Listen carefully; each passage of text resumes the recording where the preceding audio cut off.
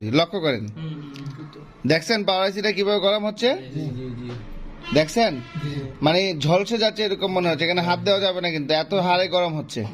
এই মোবাইলটার সমস্যাটা একটু দেখেন। এই মোবাইলটা কাস্টমার এটা পাঠিয়েছে আমাদের কাছে অনেক দূর থেকে।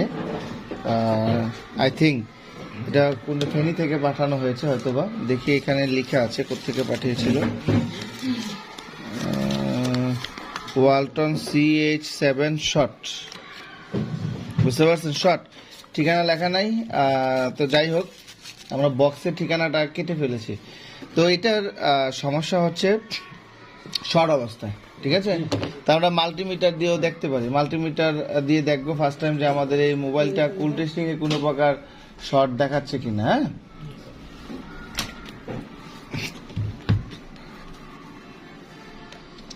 তো শর্ট দেখার জন্য অবশ্যই আমরা মাল্টিমিটার ডায়ারেক্ট রেঞ্জে নিয়ে যাব প্রতিবারের মতো। তো ডায়ারেক্ট রেঞ্জে নেওয়ার পর বিপ দিচ্ছে, আচ্ছা এইটার দুইটা একসাথে ধরলাম, বিপ দিচ্ছে, ডাইরেক্ট বিপ দিচ্ছে, মানে কি ফুল শর্ট আছে, তাই না, ফুল শর্ট আছে।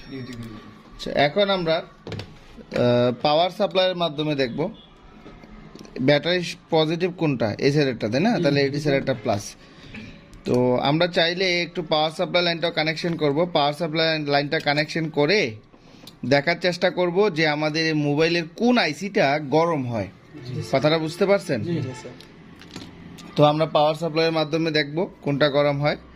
তো এটা নেগেটিভটা আপনি চাইলে যে কোনো পাশে লাগিয়ে নিতে পারেন, তাই না, পজিটিভটা এখানে ডাইরেক্ট অ্যাম্পিয়ার নিচ্ছে, তাই না, 0.38 অ্যাম্পিয়ার নিচ্ছে। দেখেন এখানে ইন্ডিকেটর লাইটও জ্বলছে, ছোট ইন্ডিকেটর লাইটটাও জ্বলছে, ওই যে চার্জারের যে ইন্ডিকেটর লাইটটা আছে।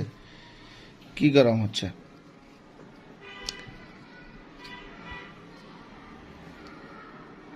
দেখেন, এই আইসিটা গরম হচ্ছে। আমরা একটু ধোয়া দিয়ে আপনাদেরকে দেখানোর চেষ্টা করি। আমরা চাইলে রজন পেস্ট দিতে পারি, তবে আসলে সত্য কথা বলতে আমরা যে তাতাল দিয়ে যে ধোয়া দিই রজন দিয়ে, ওইটা দিয়েই কিন্তু সমস্যা ফাইন্ড আউট করা একদম সহজ হয়ে যায়।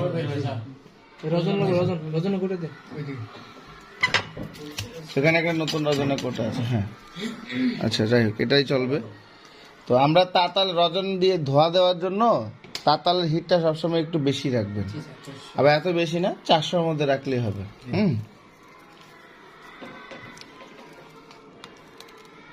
হিট হয় নাই এখনো। এখানে আরেকটা কথা খেয়াল রাখবেন, যখন ধোয়া দিবেন অবশ্যই মাস্ক লাগাই নেবেন, না তো এটা কিন্তু স্বাস্থ্যের জন্য অনেক ক্ষতি। এখানে আমরা ধোয়া দিয়ে নিলাম, হ্যাঁ, আচ্ছা, ধোয়া দিয়ে নেওয়ার পর এবার আমরা পাওয়ার সাপ্লাইটা ধরি, এটা পজিটিভ লাইন, ঠিক আছে, এটা হচ্ছে নেগেটিভ লাইন,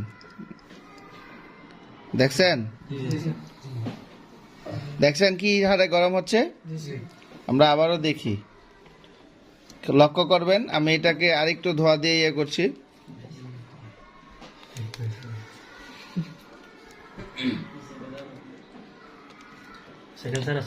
আমরা এখানে একটু অ্যাম্পিয়ারটাকে 5 অ্যাম্পিয়ার করে দেই, পাওয়ার সাপ্লাইটাকে অ্যাম্পিয়ার বাড়ান, 5 অ্যাম্পিয়ার করে দিবেন। হ্যাঁ, 5 অ্যাম্পিয়ার হয়েছে।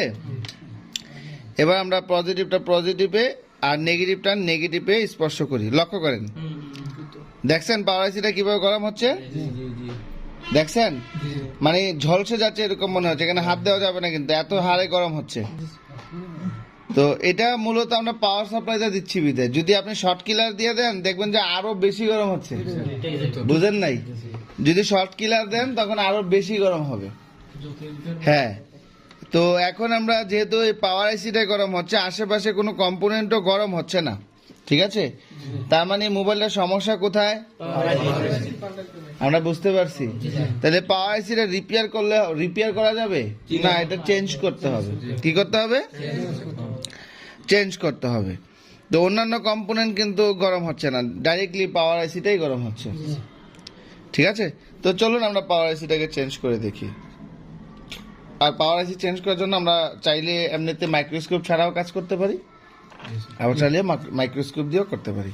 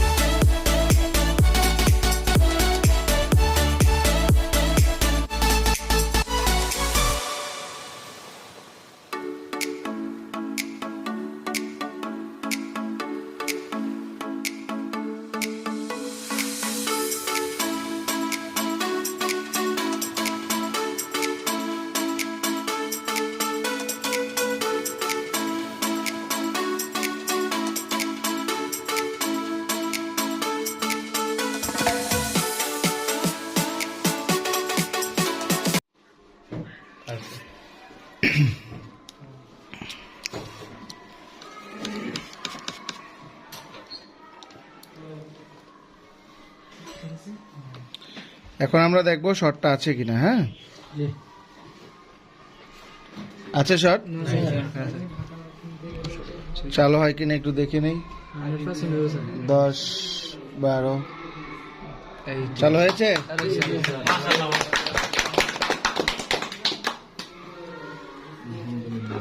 তাহলে আমাদের এই মোবাইলটা চালু হয়ে গেল। ওকে, বেশি কঠিন আইসি পাল্টানো, আইসির কাজ করা কি বেশি কঠিন? সমস্যা নিরূপণ করাটাই সবচেয়ে বড় বিষয়। সমস্যা নিরূপণ করাটাই সবচেয়ে বেশি জটিল। আপনাকে আগে সমস্যা নিরূপণ করতে হবে, তারপরে আপনাকে কাজ করতে হবে। এখন যদি আপনি শর্ট কিলার ব্যবহার করতেন, পারতেন তো? পারতেন না? আমাদের শর্ট কিলার আছে না?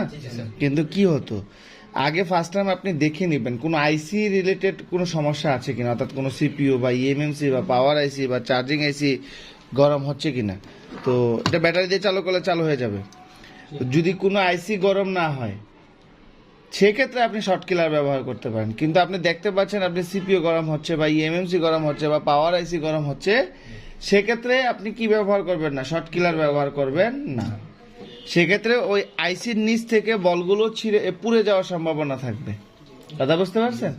সেক্ষেত্রে কাজ না হওয়ার সম্ভাবনাটাই সবচেয়ে ক্লিয়ার কথা।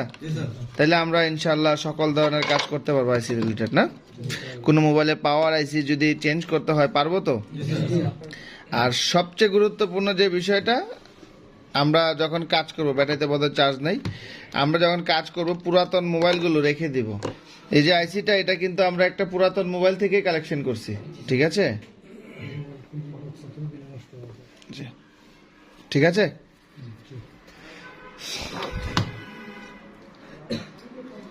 ওকে, ডান। এই আইসি রেকর্ড আছে ব্যবহার করা হয়েছে, এটা জানার কোন